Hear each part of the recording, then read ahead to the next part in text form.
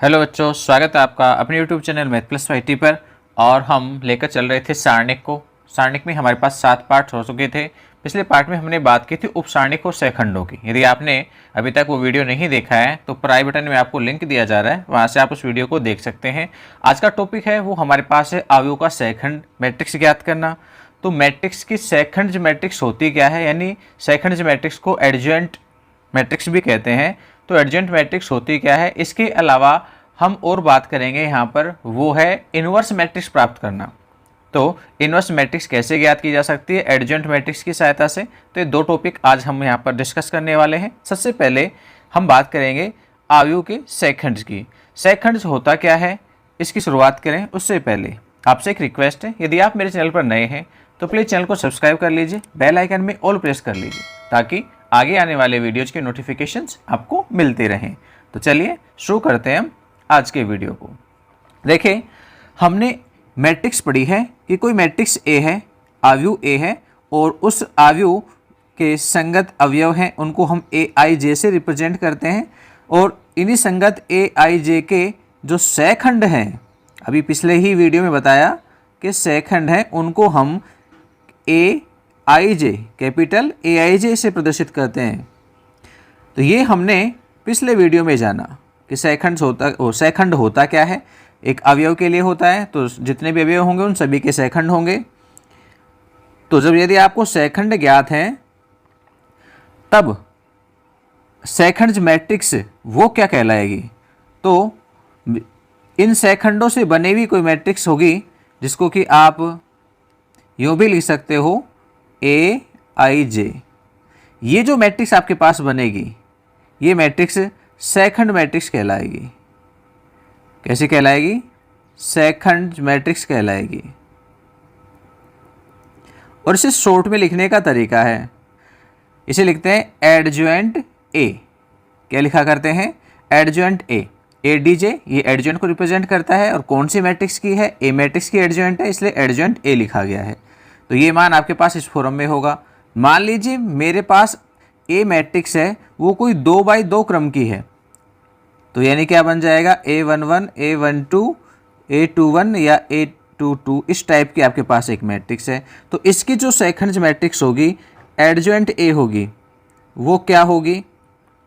Adjoint A ज्ञात कैसे की जाती है उसको भी समझ लीजिए। वो क्या होगी? सभी जितने भी आपके पास सहखंड हैं उन सहखंडों से बनने वाली जो मैट्रिक्स है उसकी ट्रांसपोज मैट्रिक्स होती है। एडजॉइंट सहखंडों से बनने वाली जितनी भी मैट्रिक्स उसी क्रम में बनाएंगे जिस क्रम में ए आई जे सेट होते हैं, उसी क्रम में ए आई जे को सेट करेंगे और उसकी क्या निकाल देंगे? ट्रांसपोज मैट्रिक्स निकाल देंगे, यानी डैश लगा देंगे। तो एडजॉइंट ए होगी वो होगी A11, A12, A21 और A22 की ट्रांसपोज मैट्रिक्स यानी डैश। या फिर आप इसे यूं भी कह सकते हो कि A11, A12, A21 और A22, ठीक है, ये आपके पास एडजॉइंट ए कहलाएगी। समझ गए? यानी सहखंडों से बनने वाली जो भी मैट्रिक्स होगी उस मैट्रिक्स की क्या करनी है? ट्रांसपोज मैट्रिक्स निकालनी है, यानी पंक्तियों को स्तंभ बना देना है या फिर स्तंभों को पंक्तियां बना देना है। आपके पास उस मैट्रिक्स की एडजॉइंट मैट्रिक्स प्राप्त हो जाएगी। समझ गए ना? क्या क्या चाहिए आपको? सहखंड चाहिए, सहखंड ज्ञात कर लीजिए, फिर सहखंडों से मैट्रिक्स बना लीजिए, उसकी ज्ञात कर दीजिए ट्रांसपोज मैट्रिक्स, आपके पास एडजॉइंट मैट्रिक्स ज्ञात हो जाएगी। समझ गए बच्चों? चलिए आगे एग्जाम्पल देखते हैं कैसे निकालेंगे। ठीक है, परिभाषा यही है। किसी को लगता है कि सर जी ने परिभाषा नहीं बताई, परिभाषा यही है, एक मैट्रिक्स के सहखंडों से बनी मैट्रिक्स का ट्रांसपोज, बनी मैट्रिक्स की परिवृत या ट्रांसपोज मैट्रिक्स क्या कहलाती है? सहखंड मैट्रिक्स या एडजॉइंट मैट्रिक्स कहलाती है। इसी से संबंधित हमारे पास एग्जाम्पल है 23। क्या कहता है कि अवयव ए का सहखंड ज्ञात कीजिए। तो ये अवयव ए है, इसके लिए सहखंडों की बात करेंगे तो सबसे पहले हम सहखंड निकालेंगे। सहखंड मैट्रिक्स एडजॉइंट मैट्रिक्स ज्ञात करें उससे पहले क्या चाहिए? सहखंड चाहिए। पहला सहखंड A11, तो 2 के लिए निकलेगा वो, तो क्या आ जाएगा? 4 आ जाएगा। A12, 1 और 2 योग कितना हुआ? 3, तो कैसा आएगा? माइनस का। और इसके लिए देखो पहली पंक्ति और दूसरे स्तंभ में, ये पहली पंक्ति है, दूसरा स्तंभ छोड़ दो, बचा क्या? 1, तो ये 1 हो गया। फिर आ जाते हैं हम किस पर? A21 पर 21 मतलब ये भी माइनस में होगा क्योंकि 2 और 1 कितना होता है 3, तो ये माइनस का। और 21 का अर्थ हो गया आपके पास 2 मतलब दूसरी पंक्ति और 1 मतलब पहला स्तंभ, तो छोड़ दीजिए क्या मिला 3, तो ये 3 आ जाएगा। लास्ट A22 इसकी बात करेंगे तो 2 और 2 4 होते हैं तो धनात्मक ही होगा। अब देखो आपको दूसरी पंक्ति दूसरा स्तंभ छोड़ना है तो क्या बचा 2, ये हमारे पास सभी सेकंड आ गए। अब क्या करेंगे हम इन सभी सेकंडों की मैट्रिक्स बनाएंगे जिससे कि एडजेंट ए ज्ञात हो जाएगी। तो बनाइए मैट्रिक्स, क्या क्या बनेगी मान रख दीजिए 4 -1 -3 और 2, ये मैट्रिक्स बनी। इसकी ट्रांसपोज मैट्रिक्स ज्ञात करनी है, वो एडजेंट ए हो जाएगी। तो ट्रांसपोज हो जाएगी 4 -1 और दूसरी पंक्ति को बना देंगे दूसरा स्तंभ, तो ये आपके पास एडजेंट ए मैट्रिक्स आएगी और यही आपके पास आंसर हो जाएगा। समझ गए। अब हम बात करते हैं कि 2 क्रम का कोई भी आव्यूह है, कोई भी मैट्रिक्स है, उसके सेकंड मैट्रिक्स यानी एडजेंट मैट्रिक्स है, वो बिल्कुल शॉर्ट मेथड से बिना इस प्रकार से सेकंड ज्ञात किए भी ज्ञात की जा सकती है। वो कैसे, वो देखिए। यदि मेरे पास एक मैट्रिक्स ए है, उसको मैंने लिखा A11 A12 A21 और A22, ये हमारे पास कोई एक मैट्रिक्स ए है, तब इसकी एडजेंट ए कैसे निकाली जाती है, ध्यान दे लेना। एडजेंट ए कैसे निकालेंगे हम जो मैट्रिक्स हमारे पास यहाँ लिखी हुई है, इस मैट्रिक्स में ये जो विकर्ण है मुख्य विकर्ण, इस मुख्य विकर्ण के अवयवों को हम क्या कर देंगे परस्पर बदल देंगे, इनको क्या कर देंगे एक्सचेंज कर देंगे। एक्सचेंज करेंगे तो A22 यहाँ आ जाएगा और A11 यहाँ आ जाएगा। और ये जो आपके पास पश्य विकर्ण है, इस पश्य विकर्ण के जो एलिमेंट्स हैं इनको हम माइनस से गुणा कर देंगे यानी ऋणात्मक करके लिख देंगे। इनका चिन्ह परिवर्तन करना है, इनका क्या होगा चिन्ह परिवर्तन। तो आप चिन्ह परिवर्तन करेंगे तो माइनस का A21 और माइनस का A12, तो ये ही आपके पास एडजेंट ए हो जाएगी। बहुत ही सिंपल सा तरीका है, फिर से समझ लीजिए। मुख्य विकर्ण के जो एलिमेंट्स हैं उन मुख्य विकर्ण के अवयवों को तो आपको एक्सचेंज करना है, आपस में बदलना है। देखिए यहाँ पे बदल रखा है हमने, A11 नीचे आ गया है और A22 को हमने ऊपर लिख दिया है।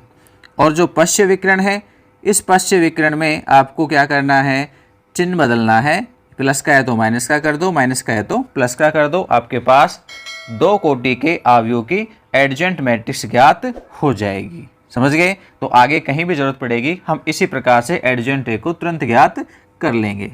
3 क्रम के भी हैं, उन 3 क्रम के का मेथड वहीं रहेगा। आपको पहले सबके सेकंड निकालने पड़ेंगे और कोफैक्टर निकालने के बाद में उनके एक मैट्रिक्स बनाकर ट्रांसपोज मैट्रिक्स ज्ञात कर लेंगे, यानी वो जो डेफिनेशन थी उसी के हिसाब से एडजेंट निकलेगा।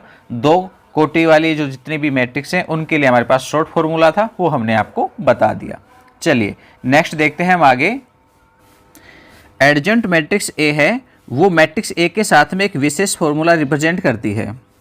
अब उस विशेष प्रतिबंध को यहाँ पर लिखा हुआ है कि ए यदि कोई एक n कोटि की मैट्रिक्स है, तब मैट्रिक्स ए का एडजेंट ए के साथ गुणा या एडजेंट ए मैट्रिक्स का मैट्रिक्स ए के साथ में गुणा है, वो सदैव क्या होता है सारणिक ए का इकाई मैट्रिक्स के गुणा के बराबर होता है।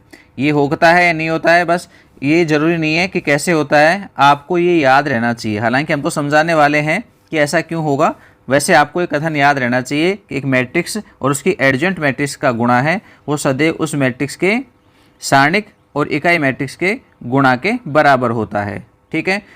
और यहाँ पर जो इकाई मैट्रिक्स है, इस मैट्रिक्स का क्रम वही होगा जो आपके पास ए मैट्रिक्स का क्रम है। ठीक है। तो चलिए हम चेक करते हैं इस चीज़ के लिए कि क्या होगा। मान लीजिए मेरे पास ए मैट्रिक्स है, वो एक 3x3 क्रम की, क्योंकि मैक्सिमम हमारे पास सिलेबस में 3x3 क्रम की मैट्रिक्स है, तो मैक्सिमम वाले ही ले लेते हैं। A11 A12 A13 A21 A22 A23 और A31 A32 और A33, ये कोई मैट्रिक्स ए है। तब इसकी जो एडजेंट ए होगी, इसकी एडजेंट ए परिभाषा के हिसाब से लिखेंगे तो पहली पंक्ति के जो सेकंड होंगे ना, वो स्तंभ के रूप में आ जाएंगे। सही है। और दूसरी पंक्ति के वो आ जाएंगे दूसरे स्तंभ के रूप में, A22 और A23। और तीसरी पंक्ति के सेकंड है वो तीसरे स्तंभ के रूप में, A31 A32 और A33।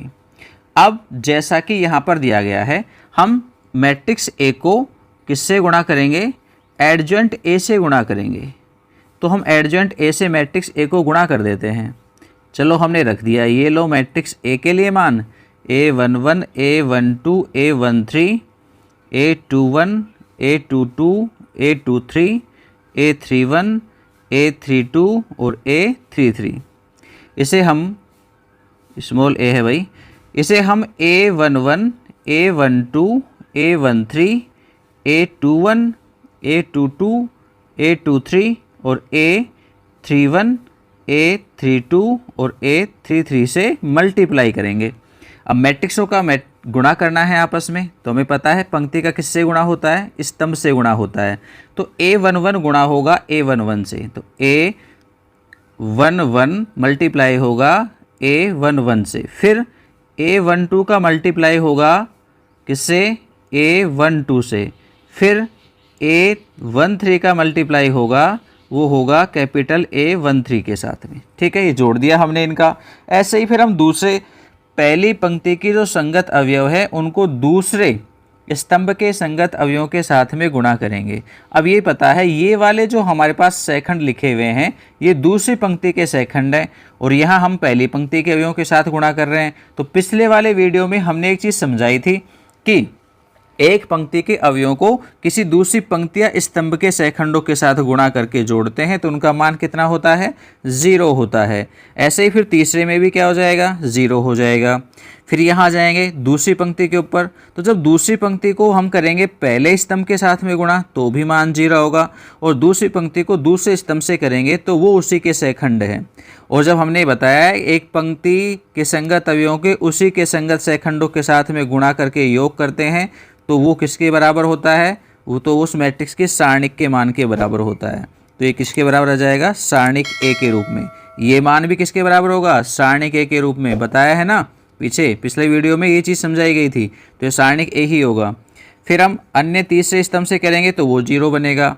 फिर तीसरी पंक्ति को करेंगे पहले स्तंभ से तो दूसरा, ये मान भी 0 हो जाएगा, अलग अलग पंक्तियाँ हैं। और ऐसे ही दूसरे इस तीसरी पंक्ति को हम दूसरे स्तंभ से करेंगे तो वो भी क्या बनेगा? 0। लेकिन तीसरे स्तंभ से करते क्या मिल जाएगा? सारणिक ए का मान मिल जाएगा। सही है, तो ये सारे जो मान है गुणा होने पर वो हमको क्या मिला? सारणिक ए 0 0 0, सारणिक ए 0 0 0 और सारणिक ए, यानी विकर्ण वाले जो एलिमेंट्स हैं वहाँ तो सारणिक ए आ जाएगी, बाकी सारे एलिमेंट्स 0 होंगे। अब इस मैट्रिक्स में आप कॉमन लेंगे तो ध्यान देखें कॉमन में केवल सारणिक ए मिल रहा है। सारणिक ए को कॉमन ले लेंगे तो 1 0 0 0 1 0 और 0 0 1 हो जाएगा। और ये क्या है? ये इकाई मैट्रिक्स है। तो हमें क्या मिला? सारणिक ए, और ये इकाई मैट्रिक्स को हमने आई से लिख दिया। तो हमने ये देखा कि मैट्रिक्स ए को हम एडजॉइंट ए के साथ में मल्टीप्लाई करते हैं तो हमें सारणिक ए और इकाई मैट्रिक्स प्राप्त हो जाती है। ऐसे यदि आप उल्टा करके देखेंगे तो क्या मिल जाएगा? एडजॉइंट ए को हम किससे गुणा कर देंगे? ए से, तो भी आपको यही मान मिलेगा। आप ऐसा गुणा करके चेक कर सकते हैं। एक हमने करा दिया। वैसे आपको ये बस इतना याद रखना ज़रूरी है कि ये मान इस प्रकार से होते हैं। ठीक है, कोई इनका प्रूफ आपको से आज तक कभी नहीं पूछा गया है कि ऐसा क्यों होता है, बस आपको इसको इतना ही याद रखना है। ये इस फॉर्म को याद रख लोगे पर्याप्त है, क्योंकि ऐसा ही क्वेश्चन मिल सकता है कहीं सिद्ध करवाने के लिए कि सिद्ध कीजिए इतना होता है। ठीक, चलिए आगे बढ़ते हैं हम। नेक्स्ट है हमारे पास एक मैट्रिक्स ए कब व्युत्क्रमणीय कहलाती है। ठीक है, व्युत्क्रमणीय मैट्रिक्स क्या होती है? ऐसी मैट्रिक्स जिसका इनवर्स ज्ञात किया जा सकता है, पर यहाँ लिखा हुआ है अव्युत्क्रमणीय यानी सिंगुलर मैट्रिक्स। तो सिंगुलर मैट्रिक्स होती क्या है? ऐसे वे सभी वर्ग आव्यूह सिंगुलर मैट्रिक्स कहलाती हैं, या फिर कहें तो अव्युत्क्रमणीय कहलाती हैं यदि आपके पास सारणिक ए का मान कितना हो? 0 हो। एक इम्पोर्टेंट चीज़ है, इतना सा ध्यान रखना है। यदि किसी भी मैट्रिक्स की सारणिक का मान 0 है तो फिर वो अव्युत्क्रमणीय कहलाती है, उसका इनवर्स ज्ञात नहीं किया जा सकता। उस मैट्रिक्स का प्रतिलोम आव्यूह या कहें तो व्युत्क्रम आव्यूह ज्ञात नहीं होगा। तो यदि सारणिक ए का मान 0 है तो फिर वो अव्युत्क्रमणीय कहलाएगी, उसका कोई भी प्रतिलोम विद्यमान नहीं होगा। ठीक है, ध्यान रखना इस चीज़ को। जैसे कि मैंने एक मैट्रिक्स ए ली जो हमारे पास 8 2 4 1 है। आप इस मैट्रिक्स के लिए सारणिक बनाएंगे और सारणिक का मान निकालेंगे तो 8 माइनस 8 यानी 0 मिलेगा। तो एक ऐसी मैट्रिक्स है जिसका प्रतिलोम या व्युत्क्रम मैट्रिक्स ज्ञात नहीं की जा सकती। यानी जब कभी भी सारणिक का मान 0 मिलता है तो मैट्रिक्स अव्युत्क्रमणीय कहलाती है, उसका व्युत्क्रम ज्ञात नहीं होगा, यानी सिंगुलर मैट्रिक्स कहलाएगी।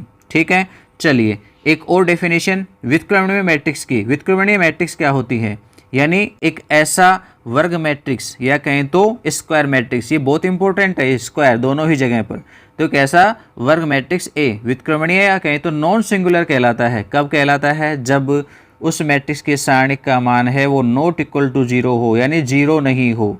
अब कैसा होगा 0 नहीं होगा? या तो प्लस का होगा या माइनस का होगा। जैसे as a example A equal to आपके पास 5 1 2 3।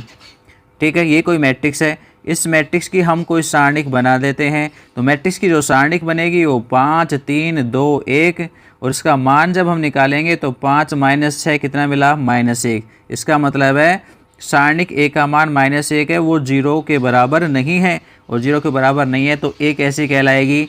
ए व्युत्क्रमणीय मैट्रिक्स कहलाएगी। यानी ए का इनवर्स ज्ञात किया जा सकता है, ए की प्रतिलोम मैट्रिक्स ज्ञात की जा सकती है, इनवर्स ज्ञात किया जा सकता है। समझ गए? चलिए आगे बहुत ही इंपॉर्टेंट 2 प्रमेय और हैं जो कि मौखिक ही देखी जा सकती हैं। क्या क्या हैं? यदि ए तथा बी दोनों एक ही कोटि की हैं, दोनों का क्रम कैसा है? एक ही है। मान लीजिए 2/2 क्रम की है और बी भी कितने की है? 2/2 की है।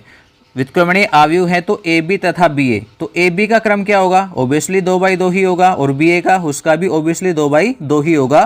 तो ये चीज़ यहाँ पर लिखी है कि उनकी व्युत्क्रमणीय आव्यूह दोनों के दोनों कैसे हैं? व्युत्क्रमणीय आव्यूह हैं। तो ए बी और बी ए ये दोनों भी कैसे होंगे? समान कोटि के, यानी उसी कोटि के 2/2 कोटि के ही व्युत्क्रमणीय आव्यूह होते हैं। ये चीज़ यहाँ पर कही गई है। यानी ए और बी दोनों के इनवर्स ज्ञात किए जा सकते हैं, तो उनके गुणा के रूप में जो मैट्रिक्स होंगी उनके भी इनवर्स ज्ञात किए जा सकते हैं, वो भी उसी क्रम के होंगे, उसी कोटि या क्रम की व्युत्क्रमणीय आव्यूह होंगे।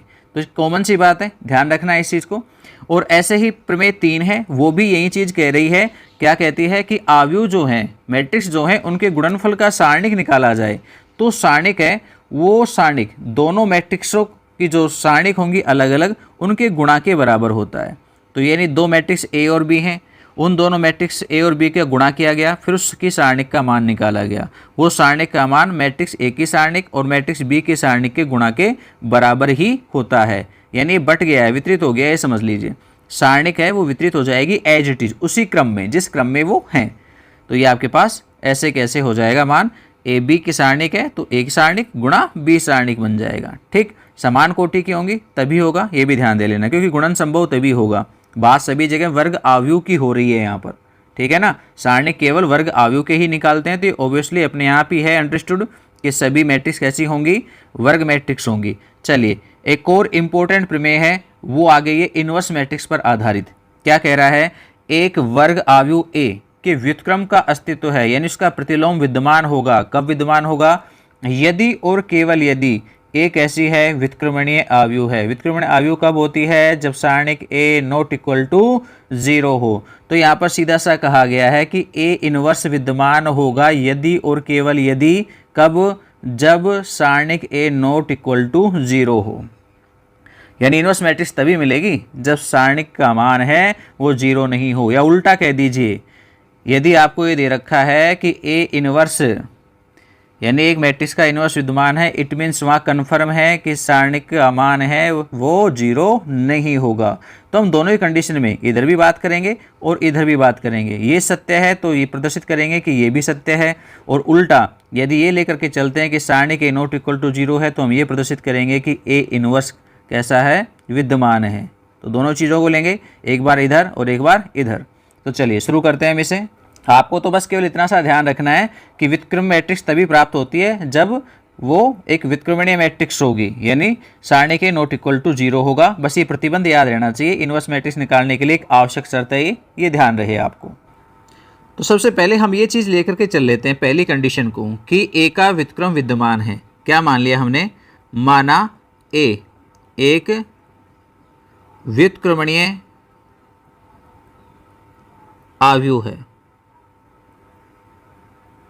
यानी उसका इनवर्स विद्यमान है, ऐसा मान करके हम चल लेते हैं। और इसकी कोटि भी मान लीजिए वो कैसी है, n है, ठीक है, एक n कोटि का व्युत्क्रमणीय अवयव है तथा तब b एक अवयव इस प्रकार से है, किस प्रकार से, इस प्रकार से है कि a का b के साथ गुणा किया जाए या b का a के साथ गुणा किया जाए तब इकाई मैट्रिक्स के बराबर होता है। ये क्यों लिखा, क्योंकि ये हमने तीसरी प्रश्नावली मैट्रिक्स में पढ़ा है। एक व्युत्क्रम मैट्रिक्स के लिए क्या थी, ये शर्त थी कि a और b दो मैट्रिक्सों का आपस में एक गुणा है, वो इकाई मैट्रिक्स के बराबर है, तो फिर b को a की इन्वर्स मैट्रिक्स कहते हैं। तो हम ये लेकर के चल रहे हैं कि a इन्वर्सेबल मैट्रिक्स है, यानी उसका इन्वर्स विद्यमान है। तो हम ये प्रूफ करेंगे कि सारणिक a नॉट इक्वल टू 0 होगा। तो अब हम यहाँ पे क्या करने वाले हैं, इसके लिए हम सारणिक का मान निकालते हैं। तो इसके लिए जब सारणिक बनाएंगे तो ये सारणिक, या इसके लिए भी आप यूँ कह सकते हो सारणिक, और यहाँ इकाई मैट्रिक्स के लिए भी सारणिक। अब देखो ए बी के लिए अभी अभी ऊपर हमने तीसरी प्रमेय पढ़ी थी कि जब दो मैट्रिक्सों का गुणा है तो फिर वो गुणा है वो दोनों मैट्रिक्सों की अलग अलग सारणिकों के गुणा के बराबर होता है। तो मैं इसे ऐसा लिख सकता हूँ, या फिर आप इसे यूँ भी कह सकते हो आगे वाले को, b और a एक ही बात है। और इकाई मैट्रिक्स की सारणिक का मान कितना होता है, 1 होता है, सही है। तो ये मान आपके पास आ गया। अब देखो सारणिक a और सारणिक b का गुणा है वो सदैव 1 है, कितना है, 1। तो ये तो बात सीधी सी है कि यहाँ पर ना तो a 0 है, सारणिक a 0 है, और ना ही आपके पास सारणिक b का मान 0 है, सही है। हमें क्या चाहिए था, हमें यही तो चीज़ चाहिए थी कि सारणिक a नॉट इक्वल टू 0, यानी a कैसी हो गई है आपके पास, व्युत्क्रमणीय हो गई है, सही है ना। तो ये चीज़ हम यहाँ पर के बता रहे हैं, यही चीज़ है कि a के व्युत्क्रम का अस्तित्व है। हम व्युत्क्रम लेकर के चले थे कि एक n कोटि का व्युत्क्रम अवयव है, व्युत्क्रम ने लिख दिया है, a कोटि का व्युत्क्रम अवयव है, तब b एक अवयव इस प्रकार से है। तो हमने ये चीज़ निकाल दी कि सारणिक a नॉट इक्वल टू 0, और सारणिक a नॉट इक्वल टू 0 होने का अर्थ है a कैसा है, व्युत्क्रमणीय, व्युत्क्रमणीय अवयव है। हम उल्टा भी कह सकते हैं, इसे उल्टा कहते हैं विलोम के रूप में। तो ये कह सकते हैं कि a एक व्युत्क्रमणीय अवयव है। जो चीज़ हमने यहाँ पे प्रूफ की थी ना, उसको अब लेकर के चल रहे हैं। a एक व्युत्क्रमणीय अवयव है,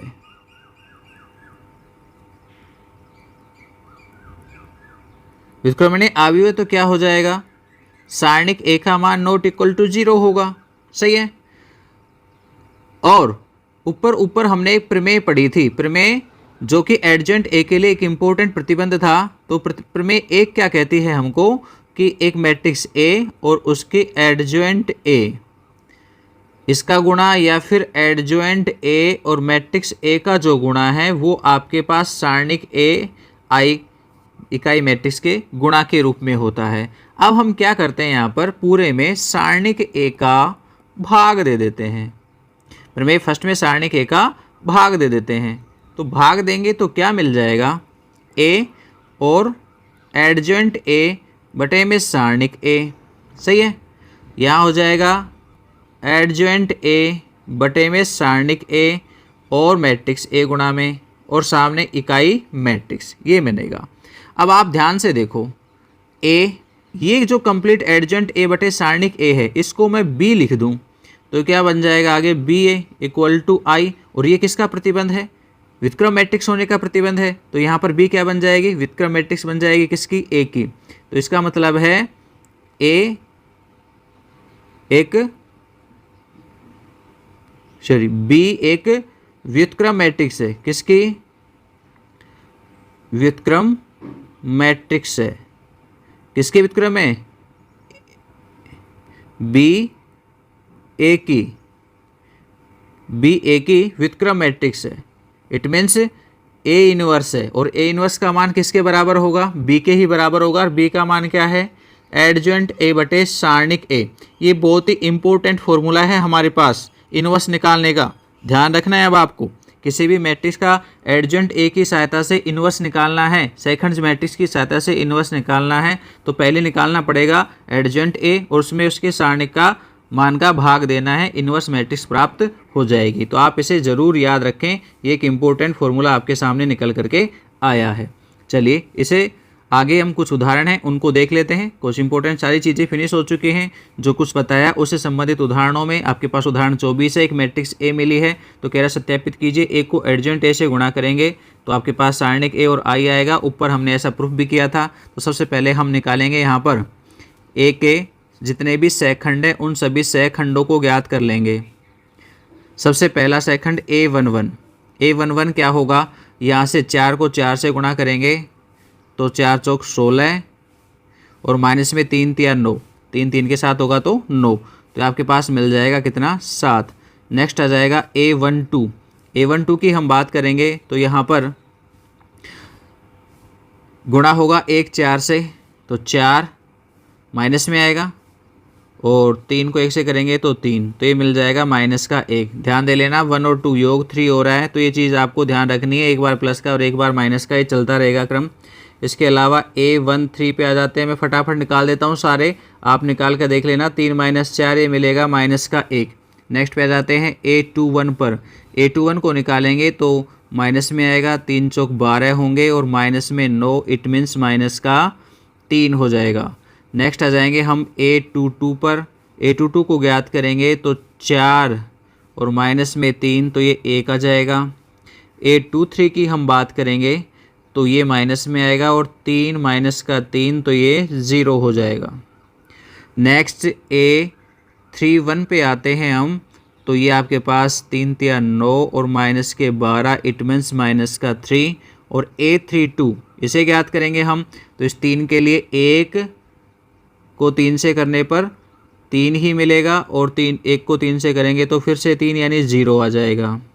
और A33 अंतिम लास्ट जो कि पॉजिटिव होगा, 4 - 3 यानी 1 मिल जाएगा। ये हमारे पास सभी सहखंड आ गए। अब सभी सहखंड आ गए हैं तो इससे हम निकाल देंगे एडजेंट ए। एडजेंट ए क्या होगी, इन सभी सहखंडों की ट्रांसपोज मैट्रिक्स होगी। तो सभी सहखंडों को लिखें। पहली पंक्ति वाले तो हैं 7 - 1 -1, दूसरी पंक्ति वाले हैं -3 1 और 0, तीसरी पंक्ति वाले हैं -3 0 और 1। इसकी ट्रांसपोज मैट्रिक्स तो वो आपके पास बन जाएगी 7 -1 -1 माइनस में 3 1 0 और माइनस का 3 0 1। ये हमारे पास एडजेंट ए आ गई। अब हमें साथ में क्या करना है, मैट्रिक्स ए को गुणा करना है एडजेंट ए से, साथ में सारणिक ए का मान भी निकालना है। तो कितना आएगा सारणिक ए का मान, तो पहले तो निकाल देते हैं सारणिक ए का मान। वो कैसे मिलेगा, हम पहली पंक्ति के संगत सहखंडों को गुणा करके योग कर देंगे। पहली पंक्ति में 1 3 3, ये तो एलिमेंट्स हो गए 1 3 और 3, और उनके संगत सहखंड अभी निकाले हैं हमने 7 माइनस का 1 और माइनस का 1, तो ये हो गए 7 - 3 - 3, इट मीन्स 1। सारणिक ए का मान 1 है। आगे ए मैट्रिक्स को एडजेंट ए से गुणा करके दिखाना है, ए इंटू एडजेंट ए। ए मैट्रिक्स को लिखें हम यहाँ पर, तो मैट्रिक्स ए और इसके साथ में गुणा करेंगे हम एडजेंट ए को, यानी 7 - 3 - 3 -1 1 0 -1 0 1 के साथ में। ठीक है, अब गुणा करेंगे तो क्या मिलता है वो देख लेते हैं। करते चलिए गुणा। पहली पंक्ति को पहले स्तंभ से तो 7 - 3 - 3, फिर दूसरे स्तंभ से करेंगे तो माइनस का 3 प्लस का 3 और 0, तीसरे स्तंभ से करेंगे तो -3 प्लस में 0 और प्लस में 3। नेक्स्ट आ जाते हैं दूसरी पंक्ति को पहले स्तंभ से करते हैं तो 7 माइनस का 4 माइनस का 3। नेक्स्ट पे आते हैं दूसरे स्तंभ के साथ में तो -3 प्लस का 4 और 0। नेक्स्ट पे आ जाते हैं तीसरे स्तंभ पे तो -3 प्लस 0 प्लस 3। आगे बढ़ते हैं तीसरी पंक्ति को करते हैं पहले स्तंभ से तो 7 -3 माइनस का 4, और दूसरे स्तंभ से करेंगे तो माइनस का 3 प्लस का 3 और 0, और तीसरे स्तंभ से करेंगे तो माइनस का 3 प्लस में 0 प्लस का 4। जब इसे और सरल करते हैं हम तो हमारे पास मान आता है कितना, 1 0 0 0 1 0 0 0 1। सही है। आप चाहें तो इसे 1 गुणा में लिख सकते हो। 1 गुणा में आई, क्योंकि 1 सभी जगह गुणा में होता है, आप यहाँ भी लगा सकते हो। एक क्या है, सारणिक ए का मान है और ये इकाई मैट्रिक्स, ठीक है ना, सभी के गुणा में 1 होता है इसलिए लिखा गया है। हाँ, कोई संख्या होती तो अपने आप आ जाती, अब 1 तो गुणा में रहता है इसलिए ऑटोमेटिकली ही 1 वैसे तो दिखेगा ना, इसलिए हमने 1 अलग से लिखना पड़ा हमको। तो ये मान हमारे पास आ गया सत्यापित करने के लिए कि एक मैट्रिक्स ए और उसकी एडजॉइंट ए का जो गुणा है वो आपको सारणिक ए और इकाई मैट्रिक्स के रूप में प्राप्त होता है। ये सिद्ध करना था, हमें मिल गया। तो ये HP। आगे उसने कहा है ए इनवर्स भी ज्ञात कर दीजिए, ये पूछ रहा है, और ए इनवर्स ज्ञात कीजिए। अब ए इनवर्स हम निकाल सकते हैं। ए इनवर्स के लिए अभी फॉर्मूला बताया था आपको, एडजॉइंट ए में सारणिक ए का भाग दे दो। अब सारणिक ए का मान तो क्या है, 1 ही है, तो एडजॉइंट ए में हम सारणिक का मान 1 है, 1 का भाग देंगे तो एडजॉइंट ए ही मिल जाएगी। और एडजॉइंट ए ऊपर आपके पास लिखी हुई है, आप चाहो तो दोबारा लिख देंगे, तो वहीं से आप इसका आंसर यहाँ पे लिख सकते हो। ठीक है, ये ए इनवर्स हो गई है। नेक्स्ट देखते हैं हम एग्जाम्पल 25 है। वो कहता है यदि ए इक्वल टू एक 2 क्रम की आपको मैट्रिक्स मिली है और ऐसे बी का भी 2 क्रम की एक मैट्रिक्स मिली है, तो कह रहा है कि सत्यापित कीजिए ए बी इनवर्स। एग्जाम में पूछा जाता है ऐसा क्वेश्चन, बहुत ही इंपॉर्टेंट है, आपको आना चाहिए। ए और बी दोनों मैट्रिक्सों का हमें चाहिए गुणा, तो ए को बी से गुणा कर दीजिए, 2 3 1 -4, इसे गुणा करेंगे 1 -2 -1 और 3 के साथ में गुणा करेंगे तो कितना कितना आएगा, 2 और -3। इसके अलावा 2 3 को आगे नेक्स्ट दूसरे कॉलम से करेंगे तो -4 और +9। नेक्स्ट दूसरी पंक्ति को पहले स्तंभ से करेंगे तो 1 + में 4 और दूसरे कॉलम से करेंगे तो -2 और -12।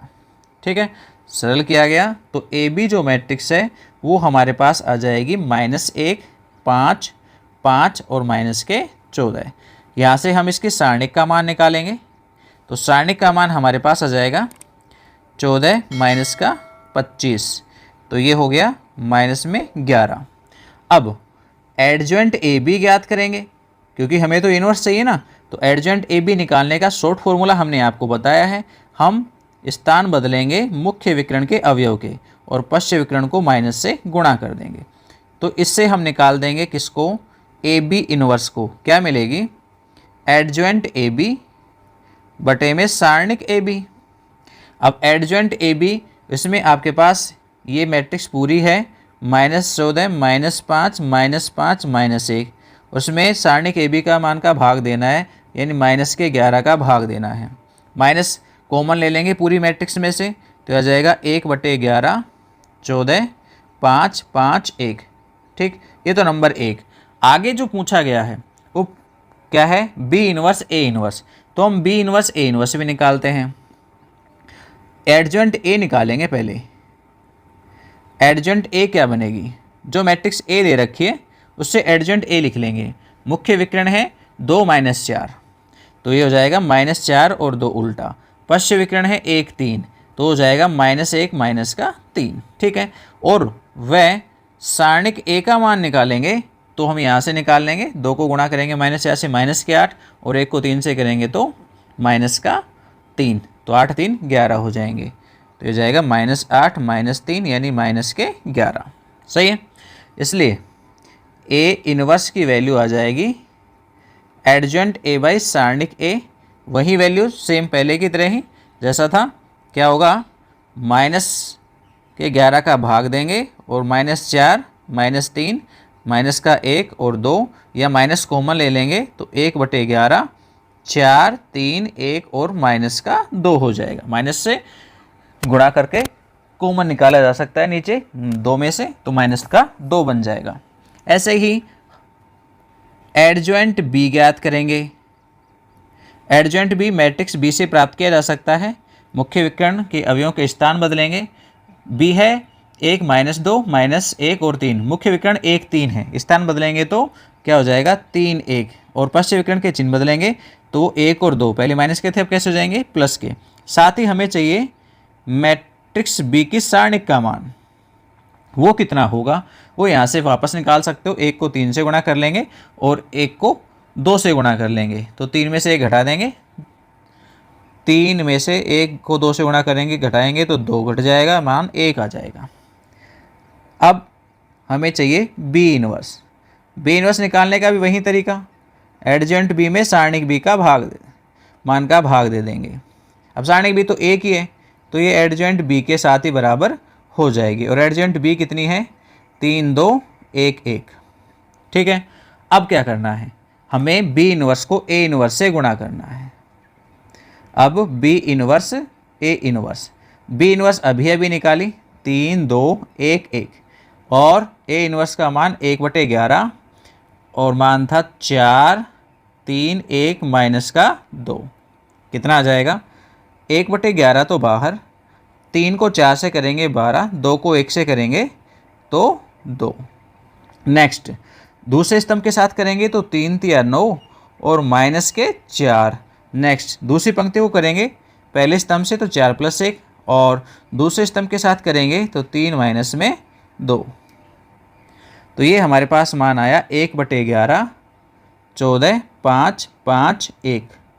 ठीक है, ये नंबर 2। अब आप एक को देखो, एक क्या थी, क्या वो भी 14 5 5 1 ही थी।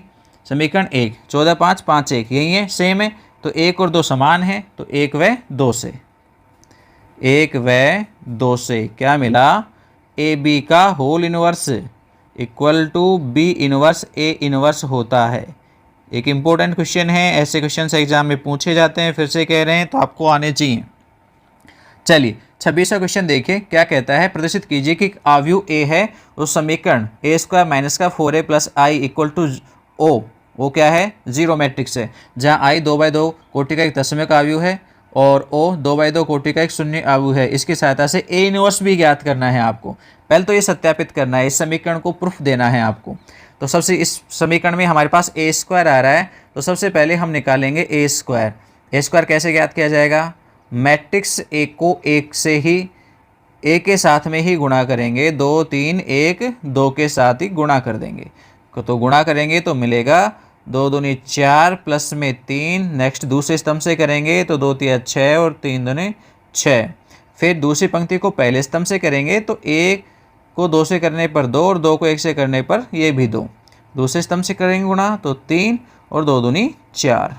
तो बच्चों हमारे पास a² आ गया, वो बना 7 12 4 और 7, ये a² है। अब समीकरण लिखते हैं हम, समीकरण मिली है आपको a² माइनस में 4a और प्लस में i। ठीक है, a² की वैल्यू पुट कर लेंगे 7 12 4 7 माइनस 4, ए मैट्रिक्स है 2 3 1 2 और प्लस में इकाई मैट्रिक्स 1 0 0 1। ठीक है, 2/2 क्रम की थी तो ऐसे कैसे हमने रख दी। अब यहाँ पे सरल करेंगे तो 7, 4 को 2 से गुणा करके घटा देंगे 8 और इसमें जोड़ देंगे 1। ठीक है, तीनों के प्रथम अवयव जोड़ दिए हमने। सेकंड आ जाते हैं 12 माइनस के 12 और 0। नेक्स्ट नीचे 4 माइनस 4 0 और 7 माइनस के 8 और प्लस का 1। तो क्या हो गया, ये 0 बन गया, ये भी 0 बन गया, ये भी 0 बन गया, ये भी 0 बन गया। इसका मतलब 0 मैट्रिक्स बन गई। 0 मैट्रिक्स को किससे लिखते हैं, ओ से। तो ये चीज़ हमारे पास प्रूफ हो गई कि a² माइनस में 4a और प्लस में i है, वो शून्य मैट्रिक्स के समान होती है, बराबर होती है। तो ये HP। अब कहता है इसकी सहायता से ए इनवर्स भी निकालिए। ए इनवर्स निकालने के लिए हम क्या करेंगे, इस इक्वेशन को कैसे लिख लेंगे, दोनों पक्षों में हम इकाई मैट्रिक्स घटा देंगे तो क्या बन जाएगी, a² माइनस में 4a और प्लस i। इसमें हम इकाई मैट्रिक्स इधर भी घटा रहे हैं और शून्य मैट्रिक्स में से भी इकाई मैट्रिक्स घटाएंगे तो माइनस में ही i हो जाएगी, शून्य को लिखने की जरूरत ही नहीं है। तो ये दो समान मैट्रिक्स से माइनस में कट जाएंगी। आपके पास यहाँ वाले भाग में आ जाए हम, तो a² माइनस का 4a क्या मिला, a² माइनस में 4a और इक्वल टू माइनस का i। सही है। अब क्या करते हैं हम, इसे a इनवर्स से गुणा कर देते हैं। तो a इनवर्स से गुणा करने पर, a इनवर्स से गुणा करेंगे तो a² और a इनवर्स माइनस में 4 a इनवर्स और माइनस में i a इनवर्स। ध्यान रखना क्रम वैसे ही रहेगा। हम दाईं तरफ से गुणा कर रहे हैं ए इनवर्स को, तो सभी जगह दाईं तरफ से ही करेंगे। ए स्क्वायर को हम ए गुणा ए लिख सकते हैं और ए इनवर्स गुणा में है। नेक्स्ट 4 और ए इनवर्स की वैल्यू है वो कितनी होती है, इकाई मैट्रिक्स, और आई को ए इनवर्स से गुणा करेंगे तो ये क्या कहलाएगा, ए इनवर्स कहलाएगा।